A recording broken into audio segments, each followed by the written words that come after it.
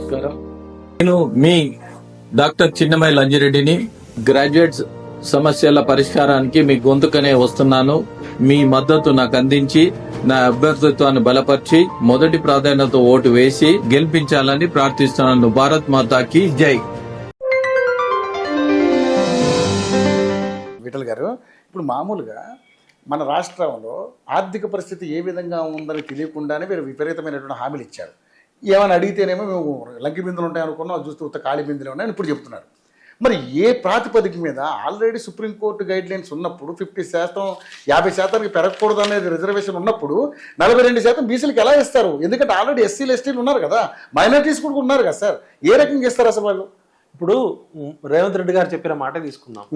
ఇప్పుడు సమాజంలో ఎస్సీలకి 15% రిజర్వేషన్ ఉంది, ఎస్టీలకి దేశవ్యాప్తంగా 7.5 అయితే తెలంగాణలో 10%, అంటే ఎస్సీ ఎస్టీ కలిపి 25%, బీసీలకి 27%, 25 + 27 ఎంత? 52. మరి ఎకనామికల్లీ వీకర్ సెక్షన్ కి 10%, 62%. మరి సుప్రీంకోర్టు ఇచ్చిన తీర్పు 50% క్యాప్ ఉందని చెప్తున్నారు కదా.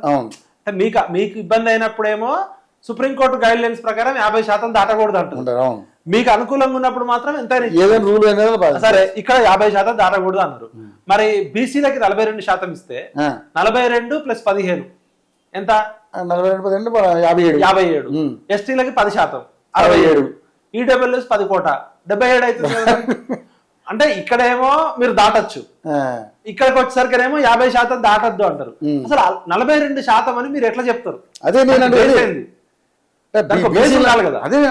మరి ఇప్పుడు ఎస్సీలు 18% ఉంటే వాళ్ళకి 15% వస్తుంది, మా వాటా మాకు కావాలని జనాభా ప్రకారం అడుగుతున్నారు. ఎస్సీ ఎస్టీలకి వాళ్ళ జనాభా ప్రకారం రిజర్వేషన్ ఇస్తున్నప్పుడు బీసీలకు ఎందుకు ఇవ్వకూడదు?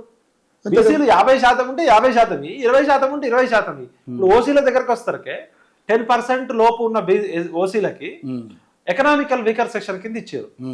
ఎకనామికల్ వీకర్ సెక్షన్ అంటే ఓసీలకని కాదు, ఆర్థికంగా వెనుకబడ్డ ఎవరైనా కావచ్చు, అంటే గరీబోళ్ళు పేదోళ్ళకి. అది కేవలం ఓసీలకి ఇవ్వడమే తప్పు. అసలు ఆర్థికంగా రిజర్వేషన్ ఇవ్వడం రాజ్యాంగం యాక్సెప్ట్ చేయదు. 9 మంది జడ్జీలలో 7 కొట్టేసారు గతంలో ఇందిరా సహాని కేసులో. అయినా కూడా మీరు బుల్డోజ్ చేసిరు అనుకుందాం. మరి 10% ఎస్సీ ఓసీలు ఉంటే 10%లో మొత్తం 10% పూరే ఉన్నారా?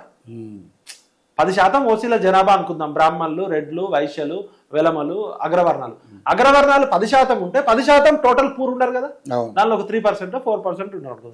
3 to 4% ఉన్న అగ్రవర్ణ పేదల కోసం 10% రిజర్వేషన్ ఇస్తున్నావు. అంటే 5% లోపు ఉన్న ప్రజలకేమో 10% రిజర్వేషన్ ఇస్తున్నావు.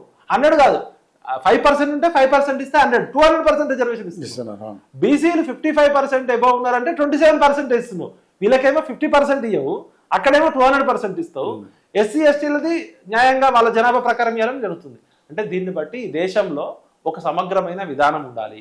లేదు అంటే ఇప్పుడు తమిళనాడు రాష్ట్రం ఉంది, తమిళనాడులో బీసీల జనాభా ఎక్కువ ఉందని చెప్పి జయలలిత గారు అప్పుడున్న కేంద్ర ప్రభుత్వంతో కొట్లాడి మా రాష్ట్ర ఆర్థిక సామాజిక రాజకీయ పరిస్థితుల ప్రకారం బీసీలకు అన్యాయం జరుగుతుందని చెప్పి ఆమె ప్రధానమంత్రి పివి నరసింహరావుతో కొట్లాడి 69% రిజర్వేషన్ తీసుకొచ్చింది.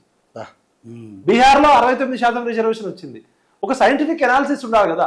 బీసీల జనాభా 51% ఉందని రాష్ట్ర గవర్నమెంట్ చెప్తే నువ్వు 42% అని ఎట్లా అంటావు? మరి అంటే ఒక సైంటిఫిక్ అది చట్టం. ఇంకోటి రేవంత్ రెడ్డి గారు మాట్లాడే భాషలో మా కాంగ్రెస్ పార్టీ తరఫున మేము బీసీలకి 42% ఇస్తాము, మిగతా పార్టీలు కూడా ఇవ్వాలంటున్నాడు. ఏమన్నా భిక్ష వేస్తున్నారా వీరు? రేవంత్ రెడ్డి తన ఇంట్లో పండిన వంకాయలో కూరగాయలో తీసుకొచ్చి ఇస్తున్నాడా బీసీలకి? ప్రజాస్వామ్య దేశంలో రాజ్యాంగబద్ధంగా ఎన్ని తలాలు ఉంటే అన్ని తలాలకి వాటా దక్కాల్సిందే. సమాజంలో జరిగే సంఘర్షణ వాటాల కొట్లాట. ఎవరికి రావాల్సిన వాటా, ఎవరికి రావాల్సిన కోటా వాళ్ళకి రావడమే ప్రజాస్వామ్య స్ఫూర్తి. అదే కదా జనాభా ప్రకారం. రేవంత్ రెడ్డి ఎవరండి ఇవ్వడానికి, భిక్షం వేయడానికి? దయదలిచి కాంగ్రెస్ పార్టీ దయదలిచి 42% ఇస్తుందట, మేము భిక్షం వేస్తున్నాం, మీరు కూడా భిక్షం వేయమని అడుగుతున్నారు. మరి దానికి ఎక్సైజ్ అంత ఎందుకు, జనాభా లెక్కలు ఎందుకు? మీ దయాదాక్షిణ్యాల మీద మీరు వేసే భిక్షం మీద ఆధారపడితే మరి రాజ్యాంగం ఎందుకు, ప్రభుత్వాలు ఎందుకు? మీరు రాజరికంలో నుంచి ఇస్తున్నారా?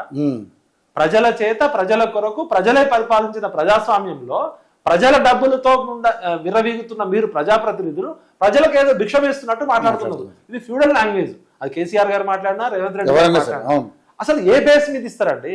మీకు ఒక సోషియో పొలిటికల్ ఎకనామికల్ డెమోగ్రఫిక్ డేటాని చట్టం చేసి ఆ చట్ట ప్రకారం సుప్రీంకోర్టులో కానీ హైకోర్టులో కానీ రేపు కేసు వేస్తే మీరు దయాదాక్షిణ్యాల మీద ఇస్తే కుట్టేస్తుంది. మీకు ఒక బేస్ ఉండాలి కదా, ఎంపెరికల్ డేటా ఉండాలి కదా. ఎంపెరికల్ డేటా ఏంటి? వాస్తవ పరిస్థితులని అధ్యయనం చేసి వాటి ప్రూఫ్స్ తో సహా కోర్టు ముందు ప్రూవ్ చేయాలి.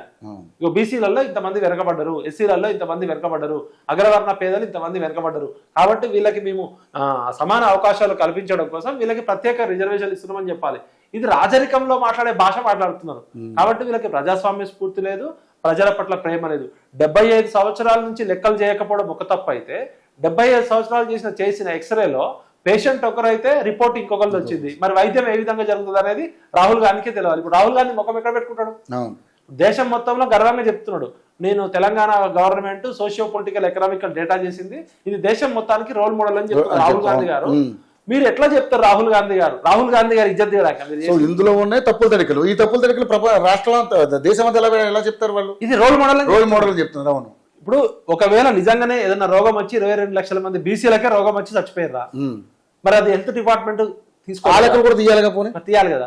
మరి ఓసీలు పెరగడానికి కారణం వాళ్ళకి ఏమైనా ప్రత్యేకమైన దైవశక్తులు వచ్చినాయా? అంటే మరి ఓసీలే సంసారాలు చేస్తున్నారా, ఓసీలే పిల్లలకి అంటున్నారా? మరి బీసీలకు పిల్లలు పుట్టట్లేదా? బీసీలకు ఏమైనా రోగం వచ్చిందా? మరి ఎస్సీల జనాభా 2 లక్షలు ఎట్లా తగ్గింది? ఇది చిన్న పిల్లలు 10th క్లాస్ పిల్లగాని తీసుకొచ్చినా కూడా జనాభా ఎందుకు పెరిగింది? 2011 జనాభా లెక్కలు 2024 జనాభా 25 లెక్కలు తీస్తే యావరేజ్ ఉంటది కదా. ఇప్పుడు స్టాటిస్టిక్స్ అనేది సైన్స్, అది అబద్ధం చెప్పదు. సో డేటా అనేది నెంబర్స్ అనేవి అబద్ధం చెప్పదు. ఓకే.